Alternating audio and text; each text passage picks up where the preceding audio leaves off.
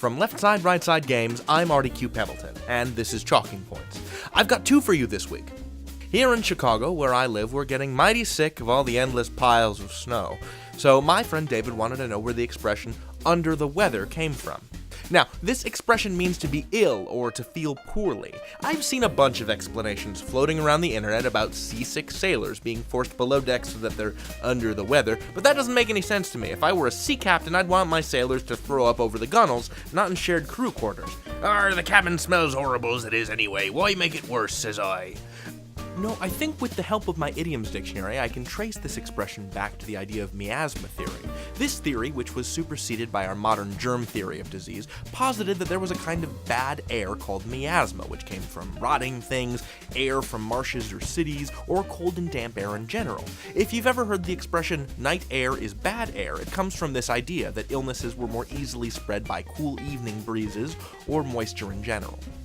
In a 19th century book, The Gentleman's House, Scottish architect Robert Kerr wrote this warning of putting your greenhouse conservatory too close to your sitting room. Quote, "To be too directly attached to a dwelling room is inadvisable. The warm, moist air, impregnated with vegetable matter and deteriorated by the organic action of plants, is both unfit to breathe and destructive of the fabrics of furniture and decoration."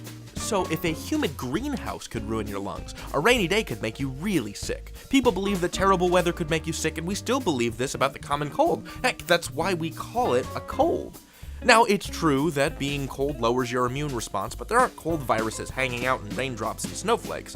It's being indoors more that makes you more susceptible to disease in cold weather. You're forced into greater intimate proximity near other people who might have a cold virus. Anyway, I could go on forever, and if I do, I wouldn't have time to answer Christina's question.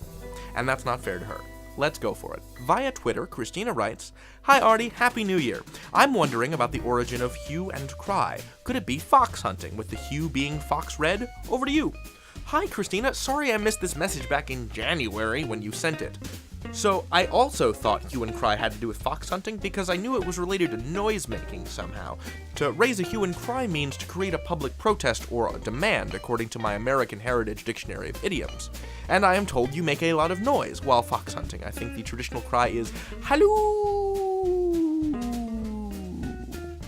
This expression used to mean creating a public alarm to help catch a criminal. We can find it as early as the year 1292 in a court record for King Edward I of England, also known as Edward Longshanks. Hue and cry, in this case, both mean the same thing, to make noise. Hue, meaning color, is a different word. What's neat about hue and cry is that it's a redundant expression. It's what's called hendiadys in rhetoric, 2 for 1. English has a list of them, these redundant expressions. Flesh and blood, safe and sound, kith and kin, rack and ruin, in this day and age. They're ancient expressions, and there's something of the ritual poetic, something faintly occult and magical about them, isn't there? Doubling these expressions intensifies their meaning. Do you have a favorite 2 for 1 expression? Leave it down in the doobly-doo, as Mike says on the PBS Ideas channel. Thanks for your questions, David and Christina. Until next time, laugh, learn, light up your language. I'm Artie Q. Pebbleton, and I'll see you around. If you're feeling under the weather, just get you some Tom Waits, my friend. I'd like to introduce you to one of my favorite tracks in musical history, the emotional weather report off Nighthawks at the Diner. I'll see you guys really soon.